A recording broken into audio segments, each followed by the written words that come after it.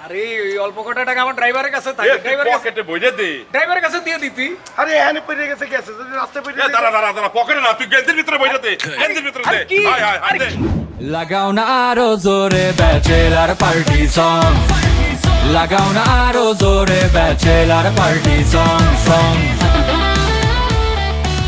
আগে নিজের ফ্যাট ঠিক করো, ফ্যাটের ভিতরে কথা বলছি না, বইটা দিও। বলবা না, বললাম। তুমি একটা লোভিয়া রাস্তা কিপটা। কিপটা না বেনা। সরল ভাব ধরে বইয়ে দেখো, তুমি আস্তা শয়তান। এটা বাস বাইরে ফ্লোর দে তাড়াতাড়ি। এতে আছে কইছি। কি রে শুভ? কি যাব?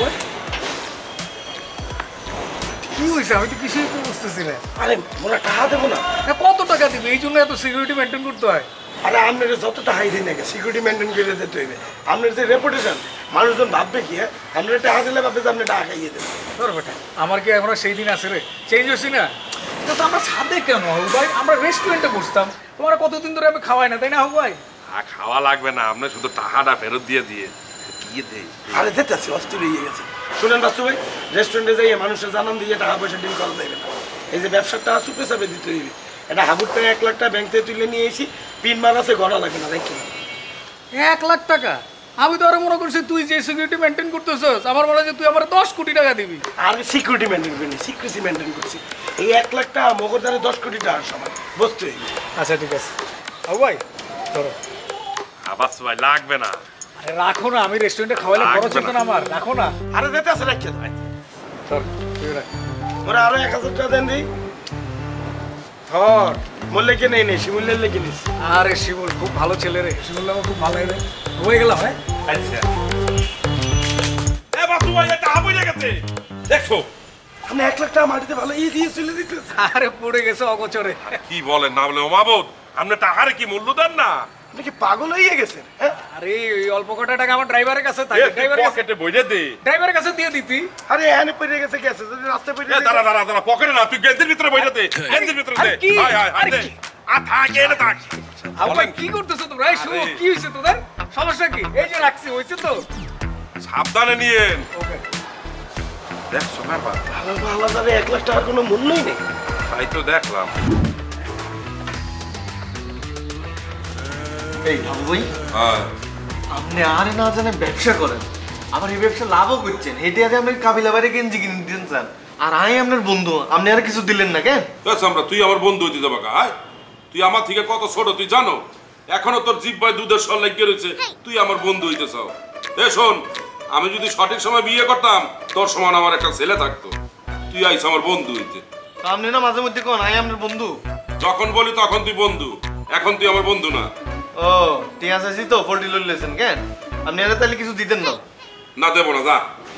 আমি আপনার অভিশাপ দিমু, আপনি ধ্বংস হয়ে যাবেন এই ব্যবসা করি। কি বললা?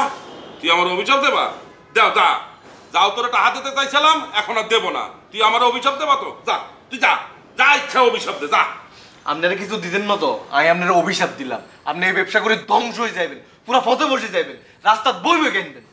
এ সামনে, তুই আমার অভিশাপ দাও না? যা, তোর যা মনে চাই অভিশাপ দে, দেখবো আমি তোর অভিশাপে আমার কি হয়, দেখবো আমি। যা, আইছে অভিশাপ দেবে, অসভ্য স্যামরা কোথাকার।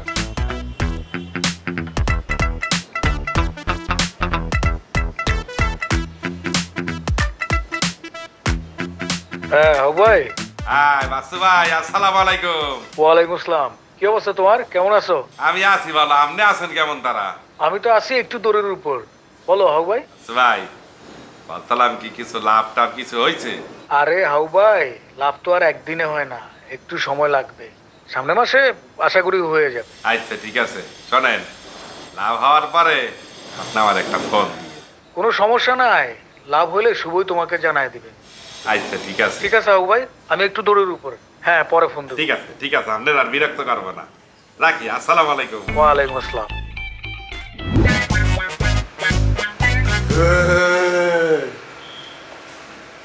তুই বলে বাচ্চুর ব্যবসা টাকা ইনভেস্ট করছস? দাদু অল্প কিছু টাকা দিয়ে চালাম। তোরে এত কইরা কইলাম আমার আন্ডারওয়ার্ল্ডে কিছু টাকা ইনভেস্ট কর, ওইটা না কইরা তুই বাচ্চুর ওখানে গেছস কি করতে? মারা খাইতে? দাদু তখন তো মোদ্দারা টাকা ছিল না, সামান্য কিছু টাকা লগ্নি করছি। অল্প কটা টাকা লাভ হয়েছে। এখন ওই লাভ সহ আসলে আমার এখানে ইনভেস্ট কর। দাদু টাকা তো সব খরচ করে ফেলছি। এই বেটা জিগাইলেই খালি একই লাইন কস, টাকা খরচ হয়ে গেছে, টাকা খরচ করে ফালাইছি।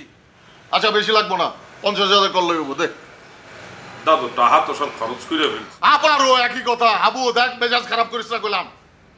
দে 20 দে তাইলে হইব দে। দাদু টাকা তো সব খরচ করে ফেলছি। মন্ডাই চাইতাছে তরে ধইরা আজ কইরা দেই।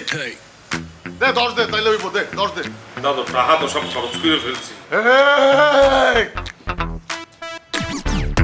থ্যাংক ইউ সো মাচ পাশা ভাই। ওয়েলকাম।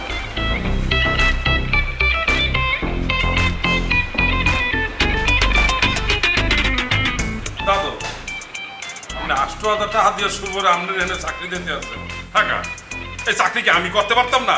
আমি কি আপনার ব্যবসার হিসাব কিতাব রাখতে পারতাম না? তোরে তো বেটা আমার ব্যবসার পার্টনার বানাইতে চাইছিলাম, কইছিলাম কিছু টাকা ইনভেস্ট কর, তখন তো করলি না। এখন তুই চাকরি করতে চাইতাছিস। তুই যদি আমার ব্যবসার পার্টনার হইতি এখন তুই শুভরে চাকরি দিতি। দাদু আমি এত কিছু বুঝি না।